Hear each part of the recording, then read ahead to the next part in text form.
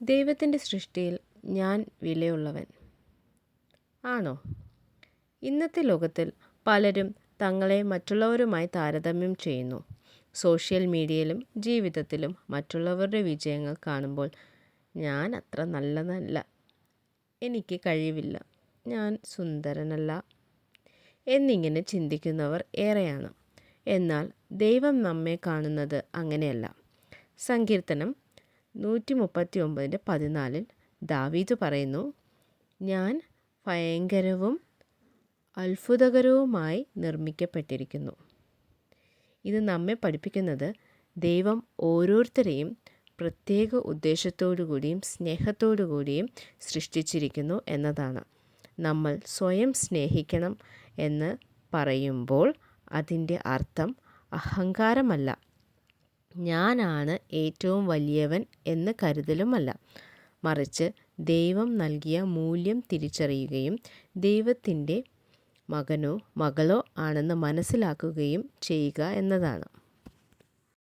യേശു മത്തായി 22:39 പറയുന്നു, നിന്നെ കൂട്ടുകാരനെ നിന്നെപ്പോലെ തന്നെ സ്നേഹിക്കുക.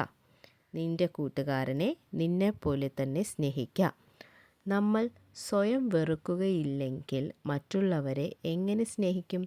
അതുകൊണ്ട് ആദ്യം ദൈവം നമ്മെ എത്രമാത്രം സ്നേഹിക്കുന്നു എന്ന് മനസ്സിലാക്കണം. ദൈവം നമ്മെ സ്നേഹിച്ചതിൻ്റെ ഏറ്റവും വലിയ തെളിവ് യേശുക്രിസ്തുവിൻ്റെ ക്രൂശിലെ മരണമാണ്. നമ്മൾ പാപികളായിരിക്കുമ്പോൾ പോലും ക്രിസ്തു നമുക്ക് വേണ്ടി മരിച്ചു. അതായത് ദൈവത്തിൻ്റെ കാഴ്ചയിൽ നാം വളരെ വിലപ്പെട്ടതാണ്. ചിലപ്പോൾ പരാജയങ്ങൾ, വിമർശനങ്ങൾ അല്ലെങ്കിൽ മറ്റുള്ളവരുടെ വാക്കുകൾ നമ്മെ തകർക്കാം. പക്ഷേ നമ്മുടെ വില നിർണ്ണയിക്കുന്നത് മനുഷ്യരുടെ അഭിപ്രായമല്ല, ദൈവത്തിൻ്റെ അഭിപ്രായമാണ്. ഒരു 100 രൂപയുടെ നോട്ട് ചുരുട്ടിയാലും അതിൻ്റെ മൂല്യം കുറയുകയില്ല. അതുപോലെ ജീവിതത്തിലെ പ്രശ്നങ്ങൾ നമ്മെ മുറിവേൽപ്പിച്ചാലും ദൈവത്തിൻ്റെ കാഴ്ചയിൽ നമ്മുടെ മൂല്യം കുറയുന്നില്ല. ഒരു കാര്യം പറയട്ടെ, നമ്മൾ 3 കാര്യങ്ങൾ എപ്പോഴും ഓർത്തിരിക്കണം. ദൈവം നമ്മെ സ്നേഹിക്കുന്നു, ദൈവം എന്നെ പ്രത്യേകമായി സൃഷ്ടിച്ചു, ദൈവത്തിന് എൻ്റെ ജീവിതത്തിൽ ഒരു ഉദ്ദേശമുണ്ട്. ഈ സത്യങ്ങൾ മനസ്സിലാക്കുമ്പോൾ ആത്മവിശ്വാസവും സമാധാനവും സന്തോഷവും നമ്മുടെ ജീവിതത്തിൽ നിറയും.